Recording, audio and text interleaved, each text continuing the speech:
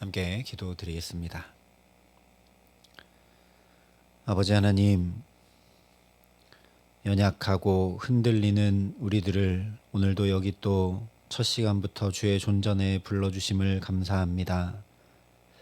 그 어떤 것에서도 주의 사랑에서 우리를 끊을 수 없다 하신 그 말씀이 오늘도 우리 모든 삶에 경험되고 누려질 수 있도록 하나님 이 시간 또 하늘문을 여시고 우리에게 은혜를 더하시고 함께하여 주시옵소서.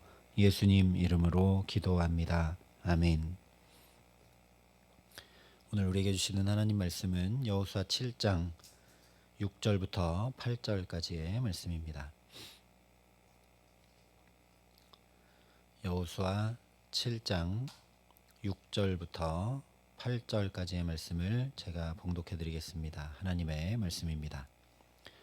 여호수아가 옷을 찢고 이스라엘 장로들과 함께 여호와의 궤 앞에서 땅에 엎드려 머리에 티끌을 뒤집어 쓰고 저물도록 있다가 이르되 슬프도소이다.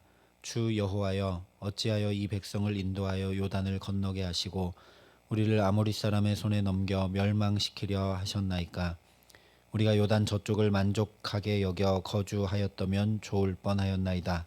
주여, 이스라엘이 그의 원수들 앞에서 돌아섰으니 내가 무슨 말을 하오리까. 아멘. 오늘 말씀은 아이성 전투에서 패배한 후에, 다시 말하면 죄에 넘어지게 된 후에 이스라엘을 대표하고 드러내는 지도자 여호수아가 어떻게 반응했는지 우리에게 전해주고 있습니다. 6절에 이렇게 말씀을 합니다. 여호수아가 옷을 찢고 이스라엘 장로들과 함께 여호와의 궤 앞에서 땅에 엎드려 머리에 티끌을 뒤집어 쓰고 저물도록 있다가, 땅에 엎드려 머리에 티끌을 뒤집어 쓰는 것은 회개의 전형적인 반응입니다. 그러나 우리가 1절에서도 살펴봤던 것처럼 이것이 참 회개인지는 그에 합당한 회개의 열매가 있는지를 우리가 보아야 합니다. 물론 전체적으로 보면 결론적으로는 온전히 회개하고 하나님의 자비와 은혜를 구하는 것입니다. 그러나 여호수아가 처음부터 온전한 회개로 나아간 것이 아님을 우리가 주목할 수 있어야 합니다.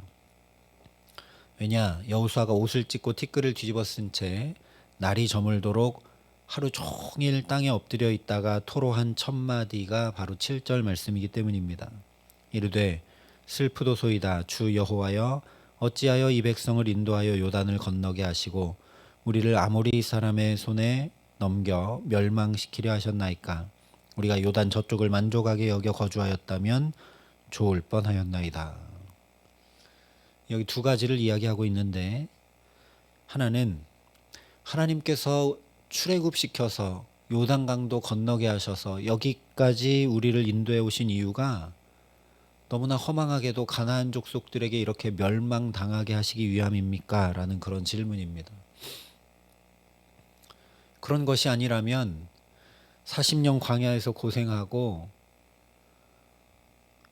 우리 인간의 시선으로 볼 때, 계산으로 볼 때 말도 안 되는 요단을 언약궤 메고 건너고 또 할례도 적군의 눈앞에서 행하고 언약궤 메고 여리고성 7바퀴 돌고 여기까지 이렇게 왔는데 하나님이 이렇게 패하게 하시는 것이 아니라면 우리가 왜 패했느냐라고 따지는 거죠. 왜냐, 단순히 이 패전의 원인이 자기들에게 있을 거라고는 전혀 생각하지조차 못하고 있는 겁니다. 또한 사람과 전혀 비교되지 않는 여호와의 총사령관이 전쟁을 지휘하는데 어떻게 질 수 있느냐, 이런 거죠. 사람이 지휘하고 진행하는 전쟁이 아니라 여호와의 군대 대장이 진두지휘하는 전쟁인데 어떻게 패할 수가 있느냐, 이런 논리입니다. 다른 하나는 이렇게 전쟁에서 30명 넘는 생명이 죽게 되는 참혹한 일 없이 요단을 건너기 전 이미 차지하게 하셨던 그 요단 동편 땅에 그냥 우리가 다 살았으면 되었을 것 아니냐라는 불평이죠. 여기 가나안 땅에는 이미 원주민도 살고 있는데 굳이 이 사람들의 터전을 빼앗느라고 이렇게 전쟁을 하지 말고 그냥 요단 동편에 그대로 머물러 살았으면 아무 문제 없는 것 아니냐라는 그런 얘기입니다. 다시 말하면 하나님이 판단을 잘못하신 것 아니냐, 이것이 더 합리적이고 이것이 더 옳지 않느냐라는 그런 얘기죠. 인간적인 눈으로 보면 참 설득력 있고 합당해 보이는 말입니다. 그러나 이 여호수아의 의문과 논리 한가운데는 하나님을 탓하고 하나님을 원망함이 깊이 자리 잡고 있습니다. 한마디로 하나님 때문에 이렇게 된 것 아니냐라는 그런 얘기죠. 그런데 이것은 하나님께서 내게 주신 여자 때문에 내가 선악과를 먹게 되었다, 그래서 범죄한 것이다 라고 하며 하나님께 핑계를 댔던, 하나님이 그 여자를 내게 주지 않으셨으면 이런 일 없었을 텐데 하나님이 이 여자를 내 곁에 주셨기 때문에 내가 이렇게 된 것 아니냐고 핑계를 대고 따졌던 아담과 똑같은 말을 하고 있는 것입니다. 또한 이것은 왜 가나안 땅에 왔는지, 왜 여기서 전쟁하고 있는지 그 목적과 방향을 다 잃어버린 사람이 하는 불신의 말이죠. 실제 오늘 여호수아 이 말을 잘 살펴보면 약 40여 년 전 이스라엘 백성들이 가나안 정탐 후에 했던 말과 거의 똑같다는 걸 알게 됩니다. 민수기 14장에도 보면 그때도 온 회중이 소리를 높여 부르짖으며 밤새도록 통곡하고 난 다음에 이렇게 얘기합니다. 우리가 애굽 땅에서 죽었거나 광야에서 죽었으면 좋았을 걸. 어찌하여 여호와가 우리를 그 땅으로 인도하여 칼에 쓰러지게 하려 하는가? 우리 처자가 사로잡히니 애굽으로 돌아가는 것이 낫지 아니하랴. 하나님의 계획과 판단이 틀린 것 아니냐? 여기까지 온 것은 결국 죽기 위함이냐? 그럴 거면 차라리 애굽에서 죽거나 광야에서 죽는 게 낫지. 이제 돌아가자. 돌아가는 게 훨씬 낫다. 애굽이 훨씬 낫다. 이렇게 얘기합니다. 신명기 1장에서도 이 사건을 말씀하는데 이스라엘 백성들이 원망하면서 여호와께서 우리를 미워하심으로 아모리 족속의 손에 넘겨 멸하시려고 우리를 애굽 땅에서 인도하여 내셨도다라고 얘기합니다.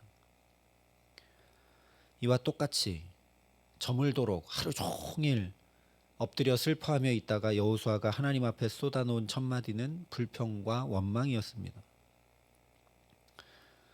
그래서 너무 이해가 안 되는 거죠. 이스라엘 백성들이 그랬다면 그나마 이해할 수 있겠는데 이스라엘의 지도자로 세움받은 여호수아는 이런 사람이 아니니까요. 오히려 40여 년 전에 온 백성이 불평하고 탄식하고 원망 한가운데 있을 때 오히려 저 젖과 꿀이 흐르는 땅 우리에게 하나님이 주셨다 옷을 찢으며 믿음을 고백했던 사람이 여호수아입니다. 뿐만 아니라 민수기 27장에 보면 하나님이 모세를 향해서 이 눈의 아들 여호수아는 그 안에 영이 머무는 자라고 말씀하시며 친히 인정해 주신 사람입니다.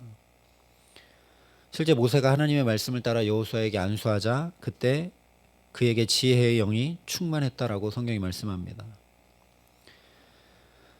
우리가 이미 살펴본 대로 그냥 여호수아서만 본다 하더라도 하나님께서 강하고 담대하라 두려워하지 말며 놀라지 말라 내가 어디로 가든지 내 하나님 여호와가 너와 함께 하느니라 말씀해 주셨고 여호수아도 그 하나님의 말씀을 믿고 따르며 요단강도 건너고 기념비도 세우고 할례도 행하고 유월절과 무교절도 지키며 언약궤를 중심으로 돌아 여리고성을 차지함으로 여기까지 왔습니다.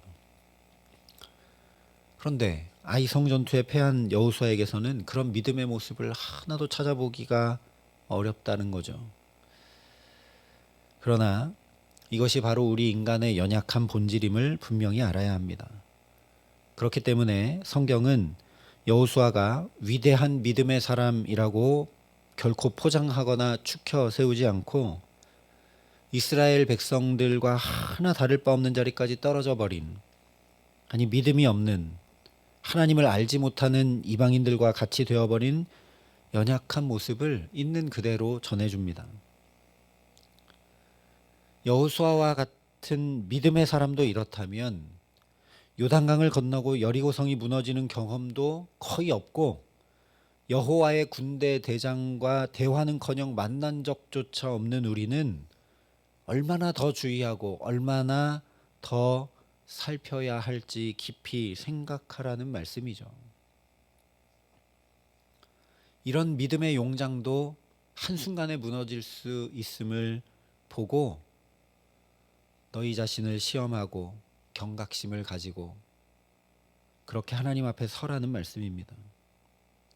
또한 이것은 우리가 하나님의 은혜 없이는 하루 한순간도 살 수 없는 존재임을 명백히 드러내 보여주는 것이죠.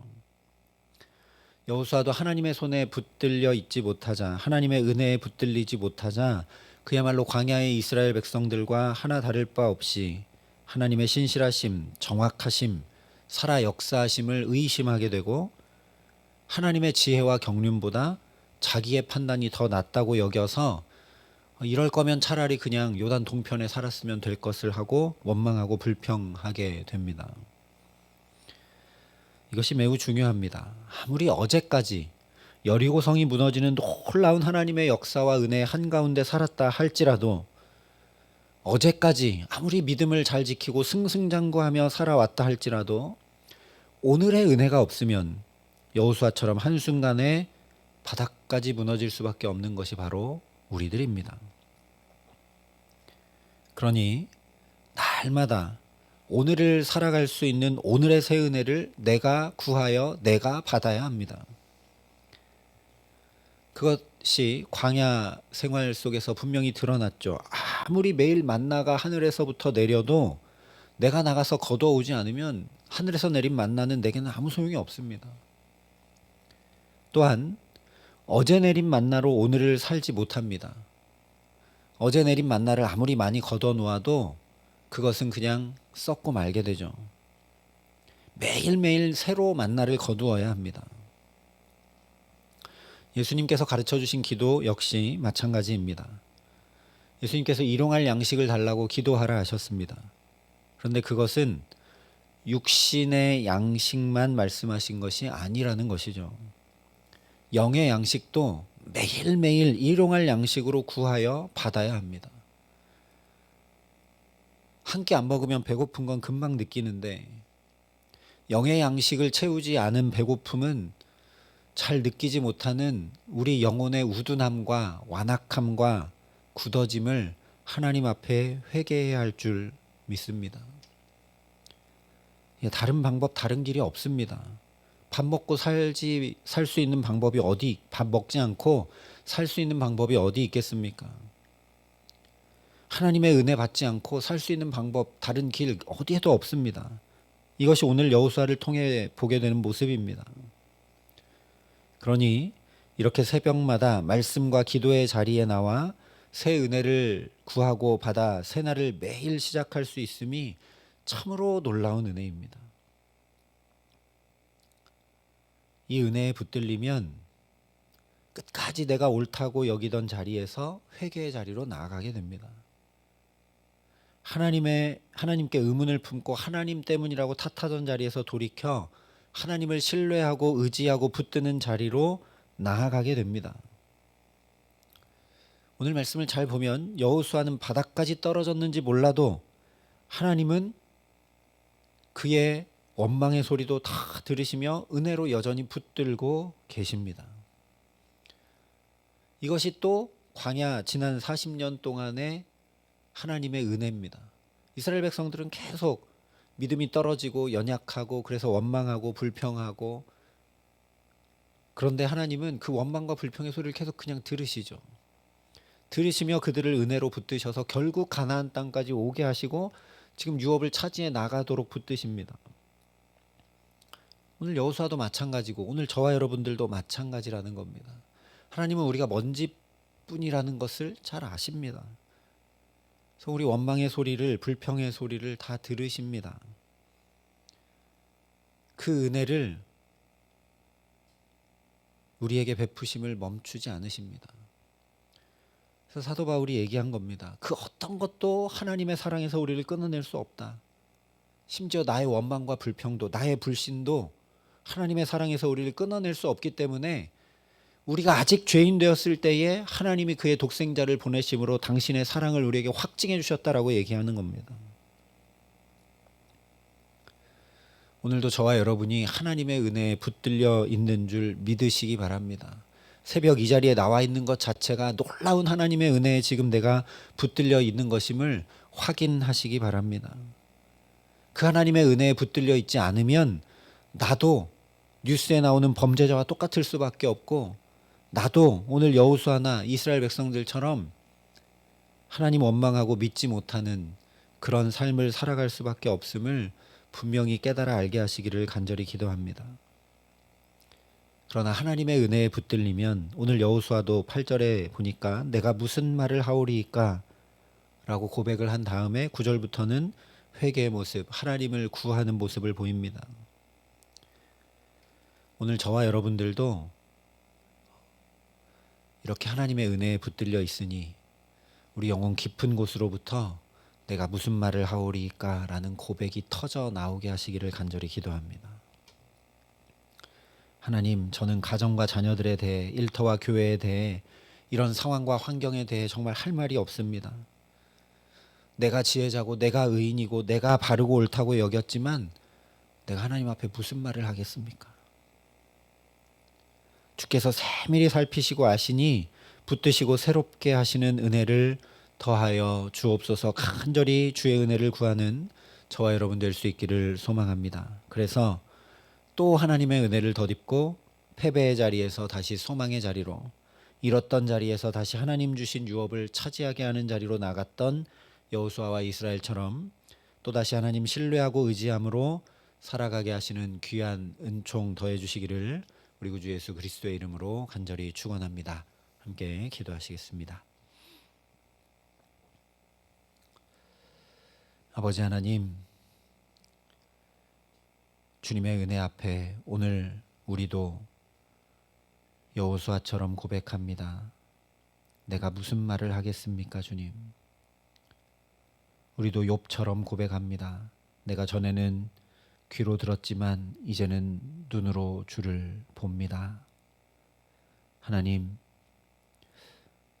나의 모든 연약함과 잘못과 왜곡된 모습을 다 아시고 또 은혜를 베푸시고 또 은혜로 붙드시는 그 어떤 것에서도 주의 사랑에서 나를 끊어내지 못하게 하시는 그 주님의 은총을 바라보고 구하며 사모함으로 나아갑니다. 하나님, 그러니 오늘도 목말라 구하는 우리 모두에게 그 한량 없으신 은혜를 더하여 주시옵소서.